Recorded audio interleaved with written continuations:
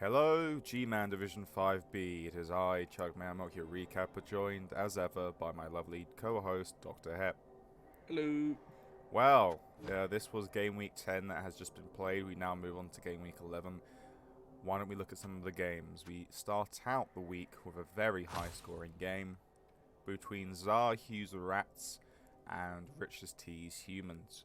3-3. You wouldn't really have predicted this, especially 17 armor breaks to 15 armor breaks from equal in terms of blocks, 46 to 47. This seems like a really crazy game, and I think Rich's T as confirmed as much when he posted in the chat. He was like, wow, blown away by how crazy this game went. Yeah. I think this was a case that actually it could have been 4-3. Maybe I think it was Rich's T said he could have taken it to be 4-3, but I'm not 100% sure. Yeah, I was out for that day, so I didn't. Yeah, okay. Here's what it says in the chat: 3 extra turns due to riots, so 3 riots, 2 blitzes for Rich's T, Ooh.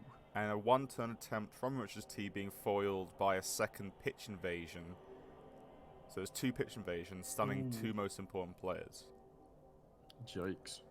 So yeah, that was crazy. It means, obviously, when you play Blood Bowl, like the most neutral, the most like mild of results are things like extra reroll, quick snap, or high kick. It seems like they got multiple of the most swingy. The only thing that not in there is a perfect defense. So, well, crazy game there between 2 teams that now are kind of stuck a little bit in mid-table. I guess they had the outside chance of doing something for the challenger spot, but not really anymore. But 3-3, at least it's like a big SPP haul for both of them. And yeah, very much so. By God it is. So I'm suppose both Zahu and Rich T, at least from a development standpoint, will be quite happy with that. Yeah. So 21 SPP for one team, and 14, 18 SPP for the Rats. So yeah, 21 for one and 18 for the one. I mean, both players should be very happy with that. Absolutely, completely agree. On to our next game. The Nurgle faced the Bretonnians. I think we predicted this to be a Bretonnian win because, you know, Dauntless, just how much this Bretonnian team has, and they have made it a 1-0 on the day. Very understandable. It was probably very likely very hard for them to break into a Nurgle cage or do anything with the Nurgle on the Nurgle's offense, but very easy to stall them out, and that's what probably happened. The Bretonnians managed to score on theirs, and there's not really much the Nurgle can do in terms of a response from there. The injuries and KOs were fairly equal, even though the Bretonnians were kind of thoroughly outblocked by the Nurgle. Not the craziest thing in the world, considering how high strength the Nurgle are.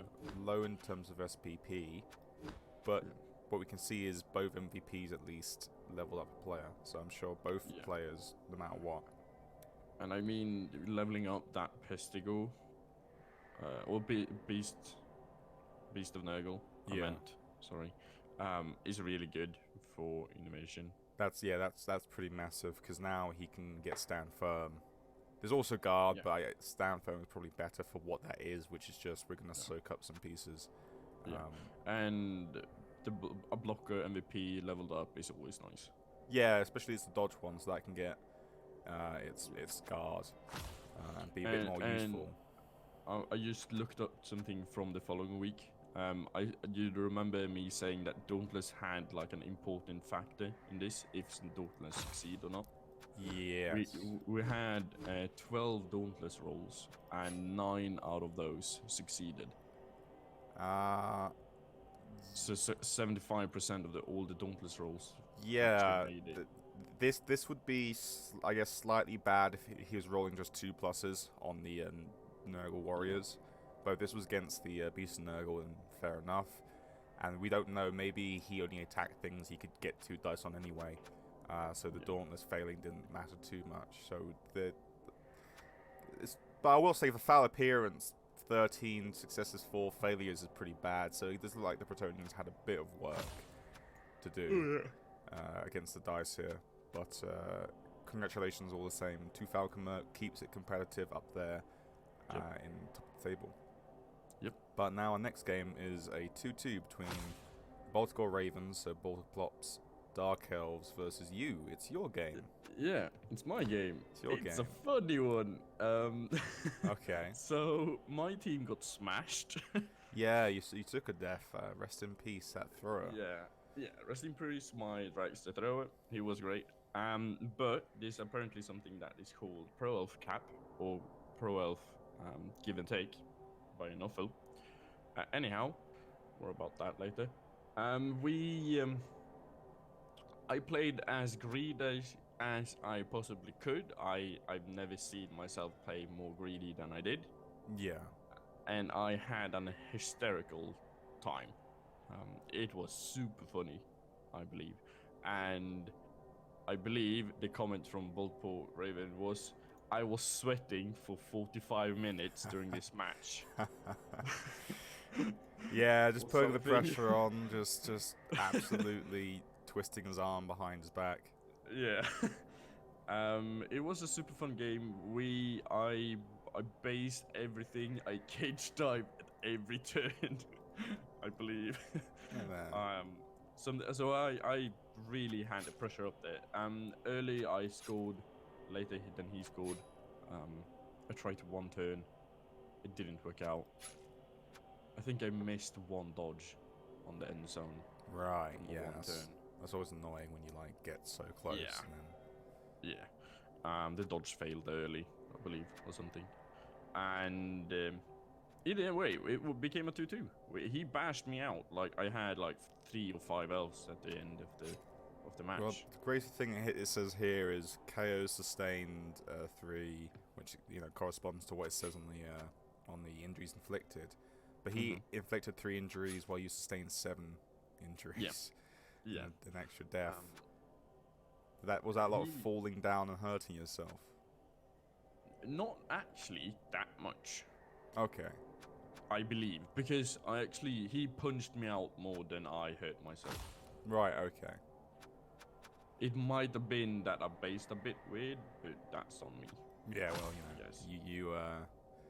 I I gotta take the risks. Yeah, a high pressure pro elves I think is a really fun way to play pro elves, so I support that.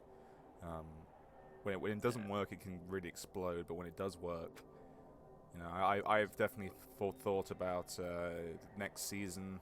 Depending what happens with my team, I might re-roll the pro elves because they are fun to be greedy with. They are super fun to be greedy with. Now we move on to our next game. Congratulations, by the way. 2-2s are very solid, especially with the SPP that you can get from that. We now move on to the next game, which it was a bit of a battle between two coaches that have been struggling, and this ended up with a 2-0 to Mego. Now I can't remember 100% what we said. I think we kind of again slated Raz to win, maybe. But I think you did. I realistically said that the claw gonna kick in. And the claw seems to have kicked in with 14 armor breaks compared to 6, but a similar amount of blocks succeeded. 5 KOs inflicted to 2 injuries. Now I will say that, yeah, obviously the more was done by the necromantic team, but it was somewhat close-ish, but not really. I guess the key things to look is what the wake up after KOs look like, and both the KOs that got to wake up, so the ones who actually get to have that role, woke up from Mego. Yeah. So he was never down in that respect.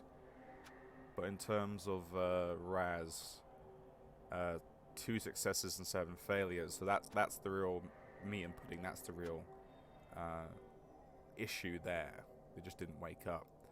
Yeah. So yeah, Raz seems to have had a pretty bad time here. Mego hasn't had a great season, but the Claw Mighty Blow did some work here. It did. Yeah. Certainly did. Let's. I'm just going to quickly look at the actual main Rebel page to see where the injuries came from. Okay. I assume it would come from the werewolf, but actually, one came from one werewolf and one came from one flesh golem. yeah. So that was a bit of a random cas, I'm sure. Yeah. you can't really look at what gave KOs out on the actual Rebel.net page. We'd have to go back all the way to the main match reports, I think. Yeah. But that's hard lines there for poor Raz. Raz still looking for his first win. Congratulations to Mago. The Claw Mighty Blow Wolf is going to be a real annoyance, I'm sure, in the future either way. It most likely will for me, yeah. Yeah. Our next game is a 2-1 victory from the High Elves, our high-flying, top-of-the-table High Elves against Harumor's Dark Elves. Now, we kind of struggled to call this one as far as I remember, because it's like both teams have high armor, one team does something slightly different than the other team, but they are pretty inseparable in a lot of ways. However, what it seems to be was Harumor managed to outblock him, which I think is a fair enough. I think if we'd called that, we would have been fair enough in saying that Dark Elves are slightly basher than the High Elf counterparts, and Mego's team is much more built up for the thrower and the catchers and that. It has that very much the offensive power of the team, not so much the sort of the contact or bash side of things. However, I guess what happened for Nabla was he was just slightly better at scoring. He maybe had more options or more times to score. This could have been a 2-1 grind for all I know. I mean, and also the solid play of the High Elves every week seems consistent. Yes. Yeah.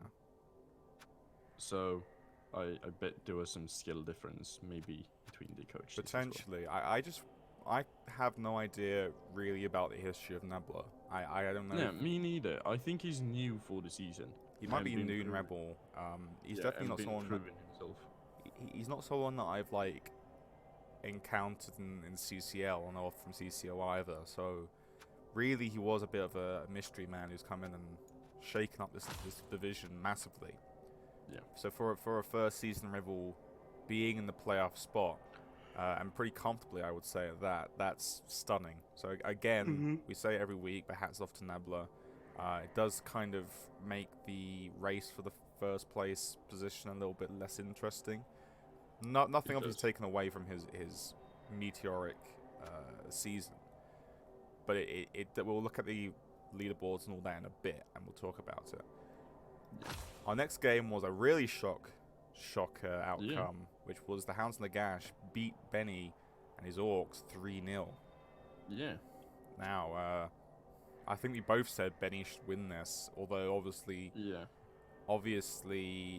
the undead have certain tools. I don't like undead usually. I say they're kind of boring. I said their mummies are pretty good, but if you just tie them up, then what have they got? Just chaff and 1 or 2 decent okay pieces on their defense at least. Their ghouls are okay, but they're fragile and the King Khan has a tackle ghoul. I only a tackle dodge ghoul. So I'm like, this team with only 3 ghouls, one of them is like that, could really suffer. But it seems that that didn't happen. 5 KOs, 3 injuries inflicted. Yeah. I've heard somewhere along the line of a dicing, maybe. But then again, I don't know what is a dicing, since I didn't look at the game. Yeah, so I mean, it's hard to tell sometimes. The thing is that it's kind of hard usually to expect this sort of team, which is an undead team, to out-Kaz or out-KO an Orc team. Yeah. And the thing is that you can say, well, yeah, the mummies kind of have something to them. They have high strength, especially the 6 strength ones. So they could just lean on certain Orcs and really create damage and generate blocks in the future.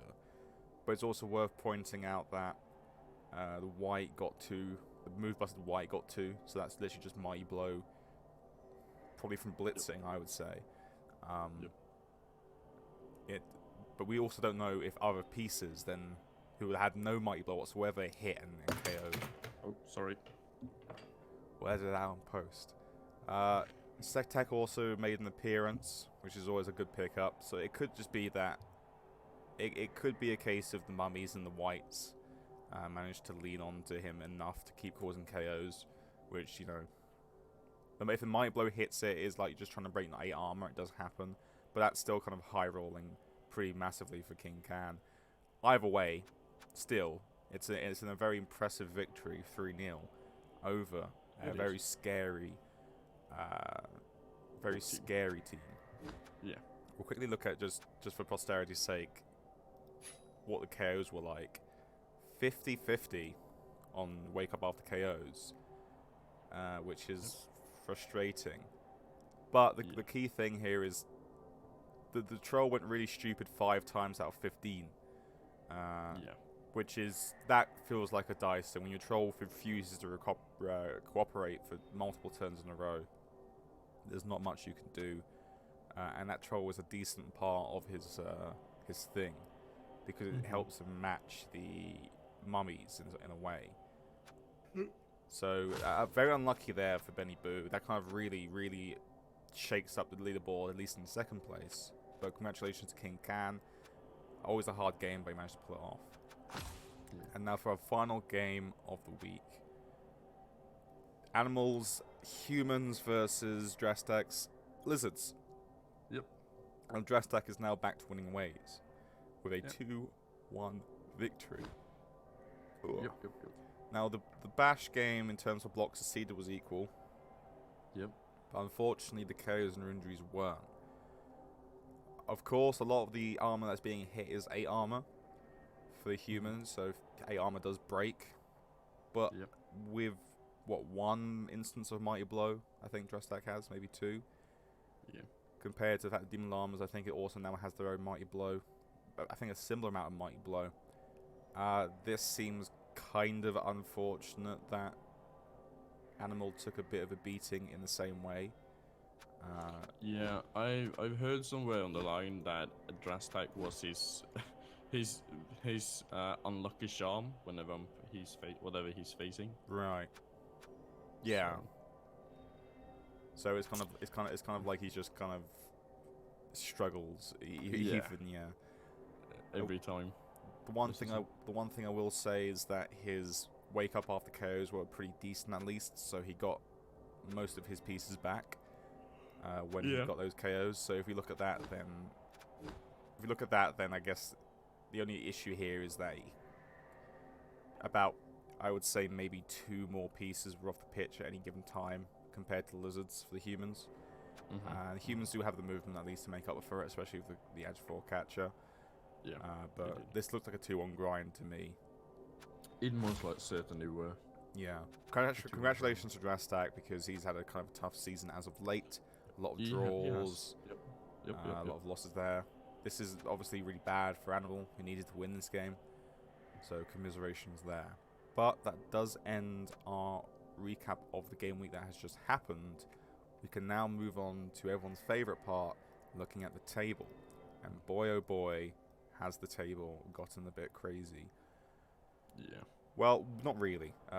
What's happened here in the last game week is Nabla has now once again established a 4-point lead there in the playoffs. A lot of people were talking about in the chat, oh, well, I guess the playoff run is now over for anyone but Nabla. But I would like to point out this isn't true. Nabla, if Nabla loses next game, and then drops points in the second to last game, as long as Falcon Merc or Benny Boo win their next 2, then the first place will be like lost for him. So he'd have to then win and hope other people drop points. So there is an easy possibility. There is a realm where Falcon Merc or Benny Boo still very much compete for that. However, what is also the same thing is that now the playoffs, or the Challenger Cup spot, that is a neck and neck race between Benny Boo and Falcon Merc at 21 points apiece, with Drastak being behind by 4 points, with Animal being behind 4 points.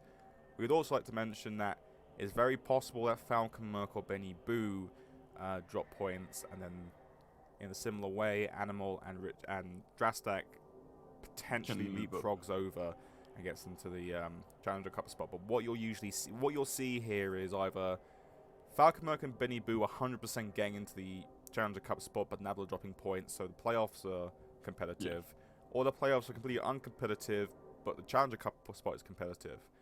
So those are the two realms of possibility of how the leaderboard will shake out.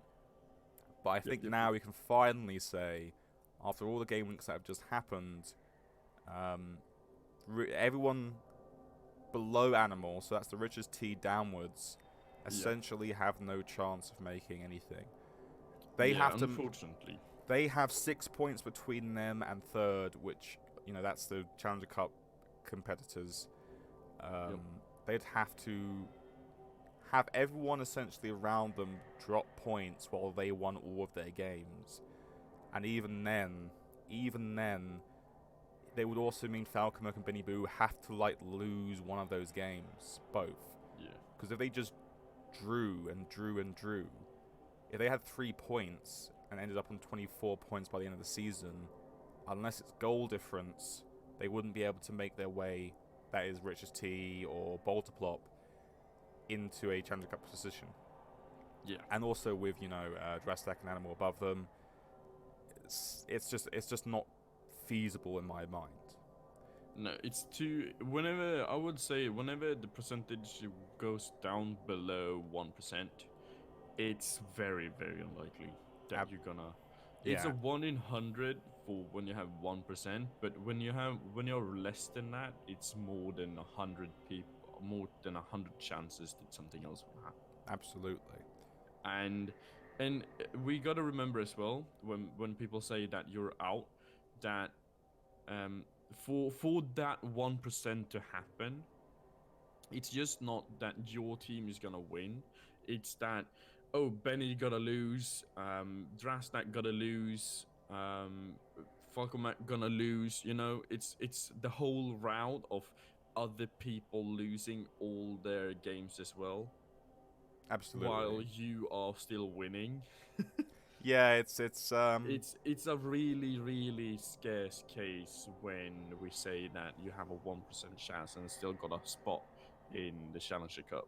Absolutely. This is what is very, very positive there for Falconmerc and for Nabla. Nabla more so, is that their playoff run is entirely within their hands almost. It is. That's so for Falconmerc, because Falconmerc just matches Benny for points, but doesn't match him on goal difference. So Falconmerc wins by 1-0 one day, but Benny B manages to win a 4-0 victory, for example. Then it will be out of his control to an extent, but still very much these top three, as we can see here on the division predictor that I've just pulled up, and you'll see when the recording goes out. Yep. If we look at now, Nabla, and when we say Nabla has a 95%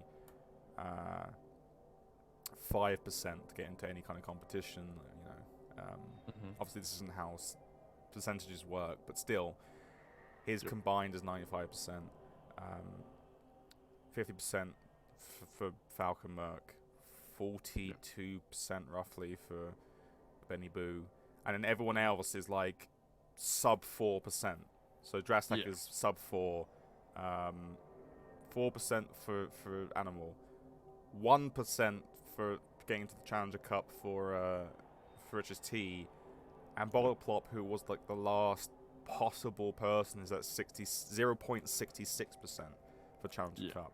So as we point out, it is just not feasible for almost anyone, apart from these top three, maybe 4 and 5, to go anywhere from now on. We're now seeing a complete end of or at least a freezing of what's the possibilities for each team to get somewhere in this final crunch time before essentially the end of the season. Yep.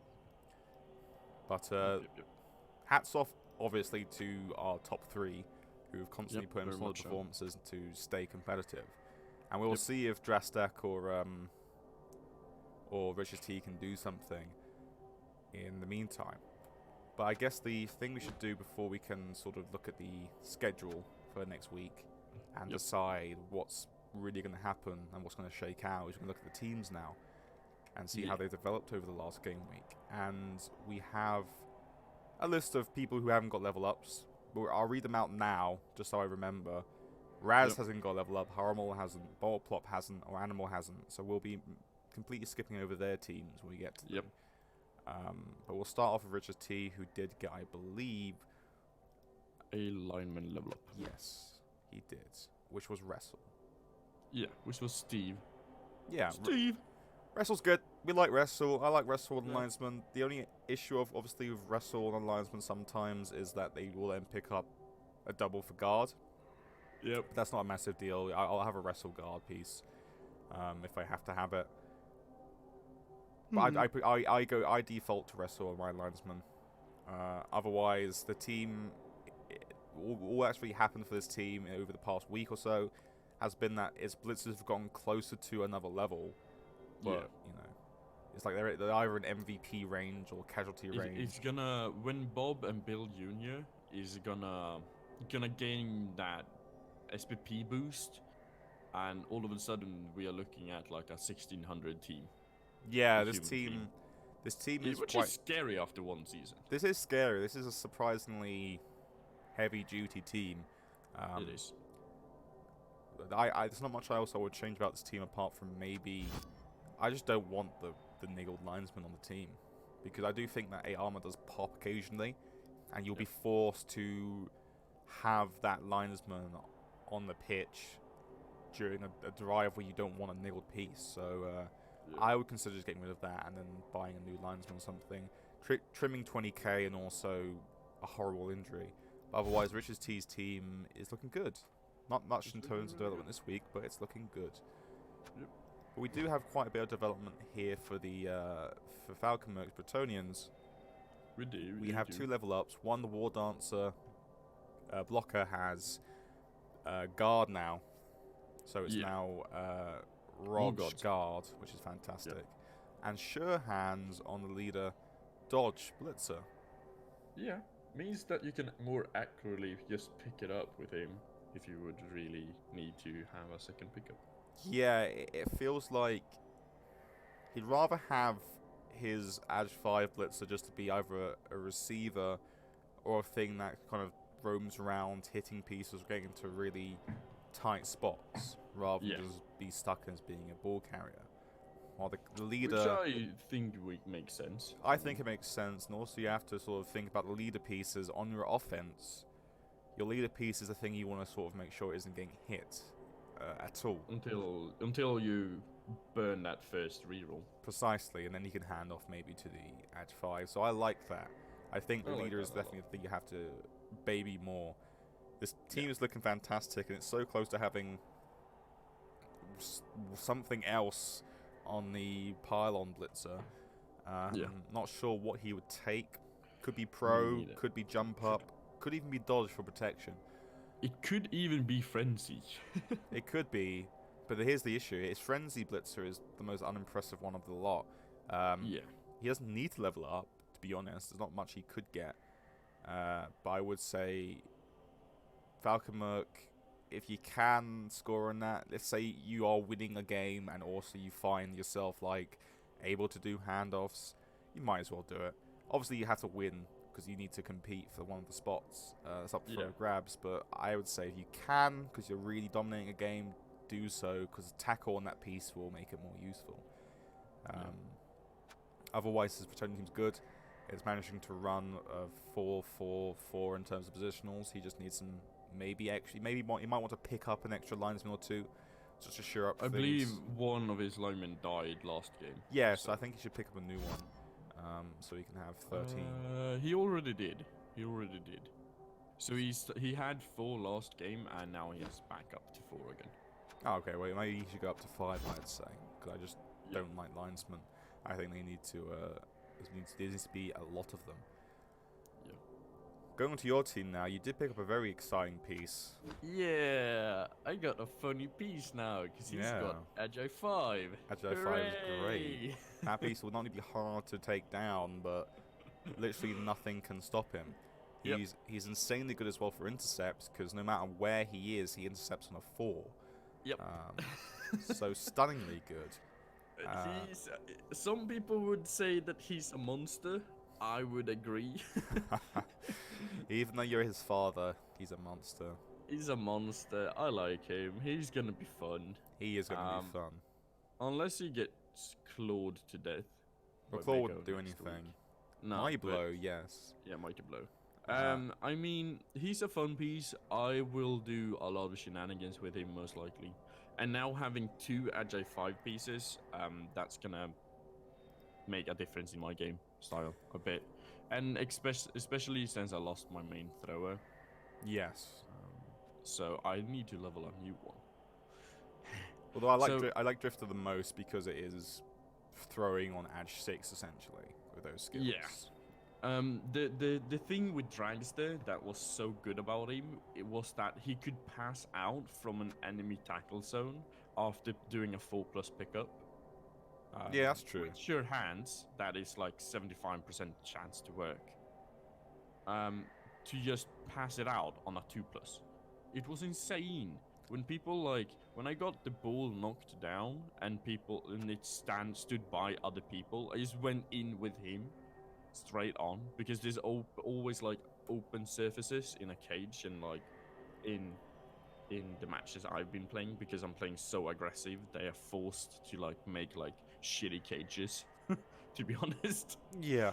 Yeah. because I'm locking down players and key positionals.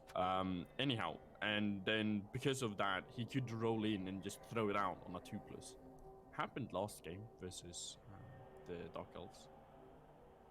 Very funny stuff. Well, at least you can give Drifter maybe a. I mean, know. I want to give Drifter. This is gonna sound annoying to some people. I want to give him sure hands and make him the guy instead, but I don't have the nerves of steel yet. I would say Nerves of Steel before Sure Hands, just because I feel like that piece is valuable enough with the doubles to kind of protect a little bit. Yeah, it is. It is. The problem is that the strong arm makes it so hard to actually look. The sure hands saved me more times than you Agi 3 people can believe on an Agi 4 people. Person. Yeah. I've rolled so many freaking ones to pick up the ball. That sure hands is great. So, you know. Yeah. But it's a fun team. It's gonna be fun. Absolutely. Absolutely. But we now move on though Yep. to Benny Boo's team. I think Benny Boo got a level up here and there. He did. He got. Oh shoot! Someone is calling me. Okay. Sure. I will continue on while Hep is taking a phone call. But yes, two level ups were picked up here by Benny Boo.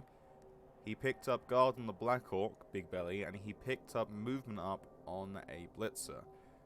That one being the one with Mighty Blow. I think the Mighty Blow piece having the move up is very important, because now that Blitzer can not only, you could give it the ball if you need to make a stretch play. But Keeley, what it's able to do is if someone is just slightly out of range or out of combo range for a Orc Blitzer, so to get back behind lines or back into a line to protect that piece, you would have to make GFIs, which can sometimes be a very scary prospect. That thing can go an extra mile. It can do quite a lot. I just like the stretch and the reach that it has. 7 movement is always very, very desirable on a Orc team. Also, having guard there on Big Belly, the Black Orc, just makes the entire team once again much, much more reliable. It's much more of a machine. Benny Boo's team is looking amazing for any second season that it plays. The only criticism you can say is that Black Orc hasn't got a level up, but any Orc coach will know when you play Orcs, you'll be very lucky to get level ups on a Black Orc. You kind of have to rely on random Kaz's fortunate MVPs or dominating a game to the point that you can just play silly buggers and hand off with your thrower or your blitzer carrier to a Black Hawk and score that way. So that criticism is not really a criticism. The big thing that's the issue here, though, missed next game on one of the blitzers, the guard blitzer, which, depending on the matchup next week, could be massive and could really hamper Benny Boo's potential run for a playoff or Challenger Cup spot, especially considering the hot considering how tough. Hot seat. Yeah. He's in a hot seat, really, with Falcomerk and Nabla providing such a challenge to that. Yeah. Also, sorry for that. It was my mother. I thought something had happened, but nothing had to happen. Fantastic. Well, that's good. Don't worry, I managed to hold down the show. Good. I'm being really obnoxious today, apparently, for our recording. Sorry. No, don't worry. The viewers will appreciate. Us having a life, also. Yes, exactly, precisely. Yeah, that's showing exactly. that we are also human. Yeah, we are human. We're not just your recap fairies who pump out recaps every so often. I mean, we are, but we are. But we're human beings who pump out your recaps every so often. True. Yeah. But Drastic didn't get anything. Animal didn't get anything. Did I say Drastic at the beginning of my thing? Yeah, Drastic also didn't get anything, by the way. That's another thing I forgot. Drastic also got nothing. So we now move on to King Can directly, who did get stuff. He got Mighty Blow on the second white. That was the guard white. I can check for you. It was the guard white, yeah. Yeah, and if that's all, a good pickup. It's a good pickup there. We were talking about maybe this is now the time when to fire the move bust white, but King Can in the chat said himself, "I'm glad I didn't fire him because the white did a lot of damage against that Benny Boo's team." Yeah. So I guess we'll be seeing Lord Varga for a while yet. I mean, don't fire him until you have enough cash to replace it. Enough cash to replace him, and to count into a factor that next game will give you enough cash to replace any other positional as well. Yeah, maybe. That, or you wait until he gets like another injury, like a Edge Bust or a Armor Down or a Niggle. Exactly. Armor Down and Niggle mean more. Yeah. So, for example, if you're going over 150k in cash, maybe you should think about replacing him. But that's the only reason I would say that you want to replace him. Yeah. Maybe. Yeah. I just don't like move 5 players, to be honest. I really don't like them. They suck, but when you have move 3 players, movement 5 are very fast. Yeah, well, that's true. That's very true. So. Yeah, and you true. got the movement from the ghouls to cover it up. So. Yeah. But good team all around. We'll now move on though to a very good team, our Bloatius team, that is Nabla's High Elf team, where he got one single level up this week, and that was he got Block and the Linesman. Yep. He's also 200k in the bank, so I would say Nabla used that 100k of that to buy an enhancement now. A lot of High Elf teams would like to get Wizards. I think Wizard Stadium would be pretty good for you. You could also go on the stadiums that negates either weather or throw rocks and bribes, any of those, or riots and pitch invasions. Rocks are very, very unfunny. Yeah, but I usually don't really have an issue with rocks. Especially when your throwers get them to the face. But then again, he's also got a lot of fan factor, so he usually will win most fame rolls, I think. True. Up to you, but yeah, spend some of that money so you can shave off 50k off your team value and also get maybe kick one of those linemen in by a third catcher is a thing that could happen as well. He could do that. Yeah, he could do that. I'd like to get the dodge only catcher to block though, and make it blodge before I would do that, just because it's still victim. But otherwise, very, very good High Elf team. Not much. Not much he picked up, but he still picked up stuff. We'll now move on to Mago, who I believe got a level up. He did. He got He got block. Block on our His werewolf. werewolf. Yeah, he did. Yeah, good. He's, Eh? let's hope that werewolf now develops Adjup Yep. and becomes insanely good. Yeah, his team's now finally coming along after a long Yeah, it period of seems. struggling. He's now got like a team. He can actually Yep. buy a bench now if he wants, which I think I Yeah. might consider. Yeah, I'm Yeah, happy Mego's maybe. finally finding his like feet again after a Yep. long season. And his record doesn't look so bad for a team that has like barely existed for most of that. Exactly. Congratulations, Mego. Not a big, Yep. not too much of a, not big of a level up, but hey, it's an MVP range. Let's hope he rolls something next week. Yeah. Ballplop got nothing. As we said, Innovation got something, and that was on the Beast and Nurgle. Boulder Plot, didn't he get? Yeah, he got 3 level ups. I don't know what you're talking about. Wait, hold on. Cause he got 3 level ups. Did he? Oh yeah, he did. Yeah. I was confusing. I thought all of the Dark Elf teams got nothing. Okay, yep, you are right. Ballplop did get stuff. Yeah, cause he faced me. Yeah, that's the thing. I put That's Ballplop the down. theme. I put Ballplop down when what I meant was Drastak, I guess. That I was like, oh, there's 5. Yeah, there was 4. Yeah. Yeah, let's look at this team then. So you got Blitzer with Guard now has Blodge, very good. Yep. Runner has Move Up, stunningly good. Yep. Makes it worthwhile. And Yep. the block guy got Dodge on the linesman. Yeah, this is a fantastic team. Once again, Ballplop showing that he knows how to roll setups. Yeah. Amazing. That's Yeah. a really stunningly good team. The runner, obviously, there's a lot of people who say the runner isn't that good because he is 7 armor. He's only really useful like, on one kind of element. The opposition team are cage diving every turn, and he's just passing it off. No, not really. Like even then, it's like you still might just throw the ball in a completely bad place for yourself. A lot of people say dump off isn't that great, but the key issue is that he loses a lot of his utility once you go on the defensive, because you have this fragile piece that when it gets like if it gets killed, for example, it hinders your future drives if you're not careful in that single game. Yeah. While also just providing an easy SPP pinata. So a lot of people just don't like the runner and think it's ineffective.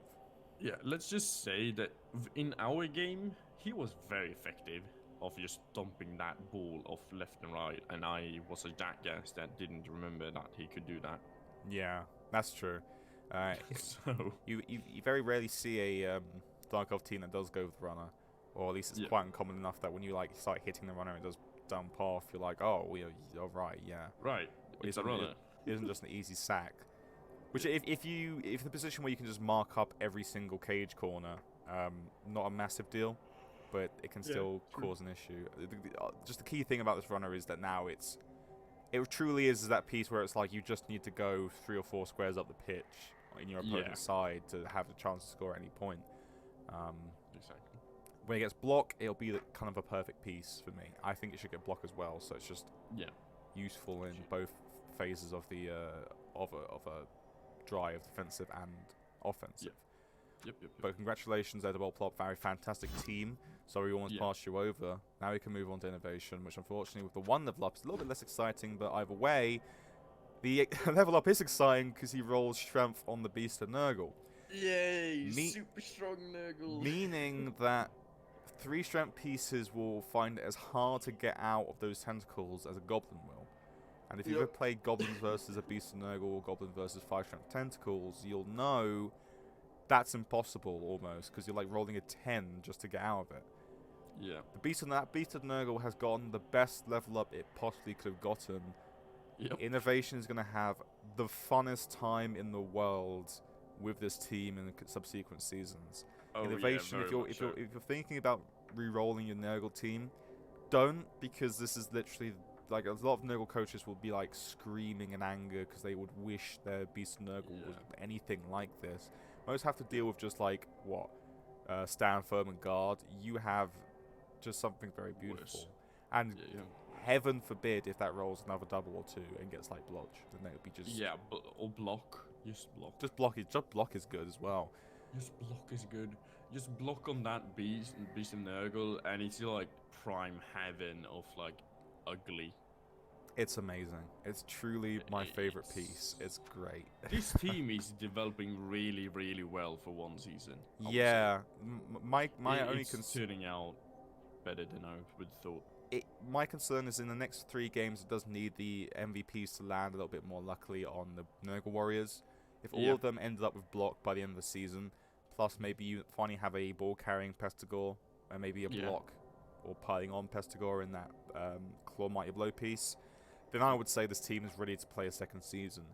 As of right now, it's still a little bit here and there, but it's got the tools to really perform, and that Beast of Nurgle having 6 strength is massive, because even if you're playing a team that kind of out-skills you, the fact is you can just suck up 3 players of their side and they'll struggle to get away from it. Even with huge. no stand firm, but very lovely pick up there from Innovation. Our final teams to cover will be Zarhus, who got 2 level ups, I believe. Seems accurate. He got a linesman who has now guard, and a strength up gutter runner in Thanad Venio. Wow. Strength up spam is real. Speaking of a coach who knows how to roll doubles and stat ups, oh boy, it seems that Thanad has stolen the strength that his move 10 gut runner lost. So, what's the only thing that is annoying for me is that his Wrestle Strip Ball Gut Runner, who is a Saka, is already online.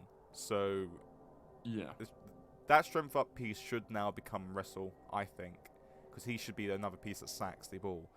To be honest, I build 2 Wrestle Gutter Runners anyway, so it's no skin off my nose. And I would say to Zarhu, it's up to you. I would recommend 2 Wrestle, because that piece will be fantastic either way, even if it's not like cage diving every turn. But you give that Wrestle Strip Ball, Wrestle Tackle, and then Leap.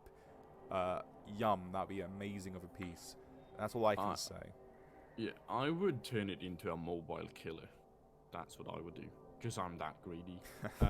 Movement 8, movement 9, Agile 4. He can be anywhere on the pitch, killing a piece with tackle block.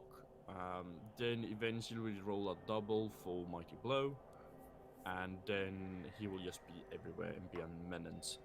I would say to Zarhu, see what your next skill is. If it's a double, then you might want to go down the killer route. But also, I would like to point out that's sort of unorthodox. I'm talking orthodox all the way because I'm Dr. Greed. Yeah, of course. So I gotta play my persona here. Absolutely. But if greedy isn't for you, Rackle is definitely the way to go, I would say. Rackle's. The only real issue of this team right now is it suffers a lot of stat busts. Some of them don't matter too much. What Zarhu needs to do now is fire the strength 2 piece. Absolutely. Everything else can stay, but at the same time you might want to just fire the movement 6 piece and get another 2 linesmen in. You have the money, no skin off your nose, and just shears up like your next 2 games or next 3 games to have a proper bench going. The thing is that one thing I like is now, because he's rolling a decent amount of guard, is that the Skaven, if they want to, can hold out a little while and don't have to immediately just lay down whenever they get knocked down and take it like that. So, very nice Skaven team. Congratulations to building this in like a season, Zarhu. But that is now the end of the team recap. We'll go on to our final feature, which is the prediction for next game week. So, we start off with Zarhu versus Drastak. I believe that Zarhu is gonna get this. Those movement 9 gutter runners are gonna do an impact, especially since one got a strength up versus the Skinks. That is also. He also has Mighty Blow Tackle Storm Vermin, so those Skinks are also very, very in danger. of Exactly. getting busted. And I believe he can dodge around enough of the sources to them not becoming a problem. Yeah, I think so. I'll gonna give this to Zaku as well. Could be high scoring. Could be. Could be. I'm not. Yeah. Next game, Benny Boo versus Animal. So that's orcs versus humans. Classical matchup. This has to be a win for Benny. The one thing I'll say is now he's a guard blitzer down. This could be a bit tougher than he'd like to. With the adjunct catcher on the human team, they can do quite a decent amount. But we'll look at Animal's team just quickly. He's not missing anything massive. No. He is still down guard though, which is a big issue. But he will get a wizard, and he can potentially get, or he can get a wizard, or he could potentially get a star player. I think Animal can scum someone like Zug, and Zug's a very good player. Yep. It's up to him. Inducements could do a lot here. We'll see. I still have to give it probably to Benny Boo, because Benny Boo's team is a machine. And also, I usually back orcs on a human versus orc matchup naturally anyway. Yeah, I think the orcs are gonna take this because humans often are the middle ground, which gonna take the route of this is what this team does bad. We are gonna focus on that. But now that path is agility and movement, but Ben's team already covers that. Absolutely, yeah. So it's gonna be a hard one because the orcs can literally play. I'm gonna go an elfing route and just pass. Yeah, they can actually do what the humans are like slated to do better, in a way. Apart from, which is kind of weird. yeah, it is, but that's what happens when you roll edge up, I guess. Yeah, exactly. So we're gonna give this to Benny, 2-1 maybe. Yep. Next we have Harmor's Dark Elves versus King Khan's Hounds in the Gash. Now this is for me. The Hounds in the Gash do have Mighty Blow tackle. They do just have Mighty Blow anyway. They can easily get 3 dice due to the Strength 6 mummy. But even the Strength 5 mummy can do a decent amount of work. Grab is pretty useful here potentially. We didn't cover Harmor's team, so I'm just going to take a quick look. Harmor does have a few of the tools to really deal with this. He does have the mobile guard. He does have enough tackle. He does have tackle as well, so the ghouls are at constant risk. Yeah. I would say that the Dark Elf team is the beneficial one here. Yeah. With 3 tackle and versus 4 or 3 ghouls. Yeah, here's my thing. The Dark Elves move faster. They can give a lot of damage out, and as well as you know. They still have a decent amount of armor, so they can take a bit of damage. I think that this will probably carry the Dark Elves to a victory. I just think that the killing potential that the undead have is just too slow to deal with how mobile Harmor can be. Yeah. This could very much be a 2-1 for me. And the problem is that I've said before and mentioned before, is that most elf teams are okay playing down in numbers, while other bash teams like the Hounds of Nagash here, for example, will suffer more than the elf team to be down players. Absolutely, and if he loses those ghouls and they don't regen, so when they're injured, they're injured. That can pretty much be a GG. And with the Mighty Blow Witch, it's very likely one or two of those would go off the pitch unless he protects them. Yeah, exactly. Next game is the High Flying High Elves of Nementano Athletics versus the Green Raiders Raz's Orc team. Now, we all know by now that we support Raz and hope that Raz wins. We always want to say that. We predict Raz will win because we want him to win. But this is very much a game which will define the playoff race.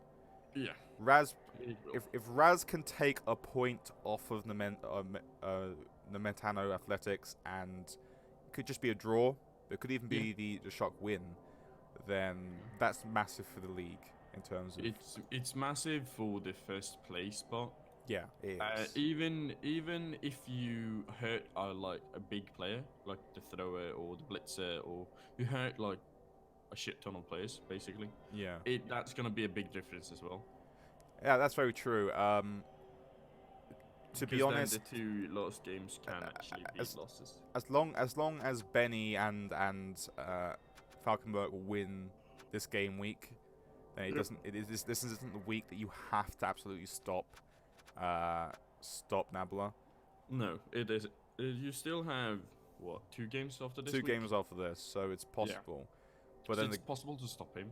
yeah, But if you can damage something or take a win, that would be utterly. that'll be a best. success in the minds of at least Falkenberg and Benny. Bunny. Yeah. But in all honesty, I do think that this is more likely to be a win for the High Elves. The High Elves have protection against anything that the Orcs do have. The Orcs don't Yep. really have any like tackle killer pieces really. Whilst that higher top is just amazing. So I do predict in reality it's most likely going to be a High Elf victory, but we'll see. Mighty Blow might kick in. Mighty Blow might kick in. It might kick in. Next, we have your game up, and you're against Mago. Yeah. So Perels versus Necro. Yeah. I think I'm gonna win 2-1, Okay. but I'm gonna suffer some damage towards my team. Yeah, well, the thing is that Mighty Blow is tough, but hey, at least Claw doesn't do anything, I guess. Yeah. Exactly. At least Claw doesn't do anything. Yeah. But, you know, Just I keep, can still take this. just keep that catcher okay, Yeah. and you could always do decently. Yeah, the problem is the longevity of my players isn't that long, Yeah. so I'm just surprised that it lived this long. So, you Yeah. know, yeah. I just hope. I would say personally, probably would back the Pro Elves here. God damn it! Now I'm cursed to cast. Yep, cask. Yeah, absolutely cursed. Now I'm gonna lose this. Okay. We'll see. It could very well be a draw. Both teams are fast players, you know. And if We you have. do get if you do get really injured badly, as long as you score quickly and early on, then it could be one of those situations where he can't swing it enough. But we'll see. Yeah, I do think your team is a little bit more rounded in star players than he does. So we'll see. And our next game will be the Bretonians versus Bolterplops Dark Elves, and this is a game that Falkenmerk needs to win. Falkenmerk also has some of the tools to deal with this very scary Dark Elf team, which is also incredibly bloaty. Yeah, a 200 TV inducement. So that is almost certainly like a wizard potentially. Although a wizard, when you have a bunch of 8 movement, means a little bit less. The fact is that because of all the blodge pieces that Boltplop has, a wizard could still be very, very useful. Just being like, oh, you want to like hand off to a piece you don't think I'd be able to get, except with 1 piece or 2, bang. I'm going to quickly check Falkenmerk's treasury. Falkenmerk could even scum someone like Zug and just have him like, we're going to have like an ogre for a game. Which I think is also a decent option. Could have Dolfar as well, but Dolfar's a bit bad in my opinion. Falkenberg has a bunch of options here. I would say that his tackle Pom Blitzer is probably his key piece. We mentioned against this team against the Nabla that he has the best chance to stop Nabla because of all the wrestle. Does have the Pom tackle piece. So this is going to be a lot closer than one will think by the TV difference. It really truly is a team of stat freaks versus a team of, I guess, stat freaks and double freaks. So it's just a bunch of very scary teams. Hard to predict. So all I'm going to say is that I think that Falkenmerk should win this. Yeah, exactly. I think Falkenmerk should win this, but you never know. Yeah, to be honest, Boltplop is also very likely to beat him. Though, you know, we'll see. Falkenmerk, I'm going to back Falkenmerk just because fantastic run of form, and he needs to win to keep the Challenger Cup spot and playoff spots interesting. So that's what my prediction is going to be. but it can swing either way. This is a very, very 50-50 game for me. It is, yeah. And our last game is going to be Humans, and that's Regis T's Humans versus Innovation's Nurgle. Yeah. Have a fun time getting stuck. Yeah, the catchers will, if the catchers get hit by that or get onto a Beast of Nurgle, they will not leave unless they unless the Beast of Nurgle is really stupid. And the thing is, the Beast of Nurgle, if you have like 2 catchers on it or 3 people on it who just can't get free and can't get themselves free, I wouldn't even activate it. Don't take hits. Just leave that there. One thing that I will mention is that Richard T is most likely of the mind where it's like, I will upheal or 1-die you to get away. I don't care. Yeah. Because he knows that if you have a block and you're doing the uphill dice, he'll almost certainly know, well, it's a 70% chance of like not turning over or having a decent success, or maybe even more, I can't remember. I think it's 70%. So he won't mind taking that or that line or that odds. So I think Richard T can definitely do a lot against his team still. His team is fantastic. It's a machine, and there's too many like weaknesses or gaps in that Nurgle team to be completely competitive. Beast of Nurgle being a success is a massive thing, as is the Pestigore, the Claw, and Mighty Blow. He can be out-removed, T that is, so we'll see. But my first thought is I think T's team is just generally stronger. It can definitely give back and bash quite equally because of all the guard and all that. So I will say likely to be a Rich's T victory, but we'll see. And with that, that was our last prediction of the game week, and we now end the recap. Thank you everyone for joining us. Thank you again for joining me in the booth, Dr. Hep. No worries, even though I also managed this recap. And what we'll say is good luck everyone who is participating in this game week. Yeah, and also people, when you are comparing your team, don't forget to not just compare it towards our division. There's multiple divisions out there. Them are having just as rough a time. There's people having just as a rough or as good of a time as yourself. So remember to go out and actually check the other teams as well. Absolutely. It's also worth pointing out always that, again, we have a bounty board, and the turn 16 foul competition is still on. Exactly. So foul away. And just because, as I'm always concerned about the playoffs, as I believe that's the thing to take note, I'm going to say a special good luck, therefore, to Nabla, to Falconmerk, and to Benny Boo. Exactly. In addition to all of their opponents playing them this week. Nabla, Falconmerk, and Benny, your run on the playoffs on the Challenger Cup spots are in your hands, while your opponents, you ruining their time is in your hands. So, best of luck to both of them. But until then, best of luck to you. But until then, me signing out. And me saying goodbye. Thank you for joining us, and we'll see you this time next week. But until then, take care.